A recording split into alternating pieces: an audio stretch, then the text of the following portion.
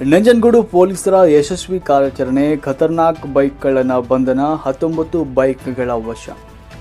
ಖತರ್ನಾಕ್ bike ಕಳ್ಳನನ್ನ ಬಂಧಿಸುವಲ್ಲಿ ನಂಜನಗೂಡು ಪಟ್ಟಣದ ಪೊಲೀಸರು ಯಶಸ್ವಿಯಾಗಿದ್ದಾರೆ.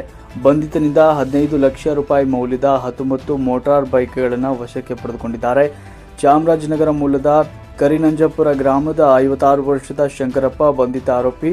ನಂಜನಗೂಡು ಪಟ್ಟಣದಲ್ಲಿ ಬೈಕ್ಗಳ ಕಳವು ಪ್ರಕರಣ ಹೆಚ್ಚಾದ ಹಿನ್ನೆಲೆಯಲ್ಲಿ ಜಿಲ್ಲಾ ಪೊಲೀಸ್ ವರಿಷ್ಠಾಧಿಕಾರಿ ಸೀಮಾ ಲಾಟ್ಕರ್ ಅವರು ಡಿವೈಎಸ್ಪಿ ರಘು ಅವರ ನೇತೃತ್ವದಲ್ಲಿ ವಿಶೇಷ ತಂಡವನ್ನು ರಚನೆ ಮಾಡಲಾಗಿತ್ತು. ಅದರಂತೆ ಪೊಲೀಸರು ನಂಜನಗೂಡಿನ ನಂಜುಂಡೇಶ್ವರ ಸ್ವಾಮಿ ದೇವಾಲಯದ ಬಳಿ ಗಸ್ತಿಗೆ ತೆರಳಿದ್ದ ವೇಳೆ ವ್ಯಕ್ತಿಯೊಬ್ಬ ಬೈಕ್ಗಳನ್ನು ನೋಡ್ತಾ ಇದ್ದುದನ್ನು ಕಂಡು ನಂಜನಗೂಡು ಪೊಲೀಸರು ಅನುಮಾನಗೊಂಡು ಆತನನ್ನು ವಶಕ್ಕೆ ಪಡೆದು ವಿಚಾರಣೆ ನಡೆಸಿದಾಗ ಬಾಯಿ ಬಿಟ್ಟಿದ್ದಾನೆ.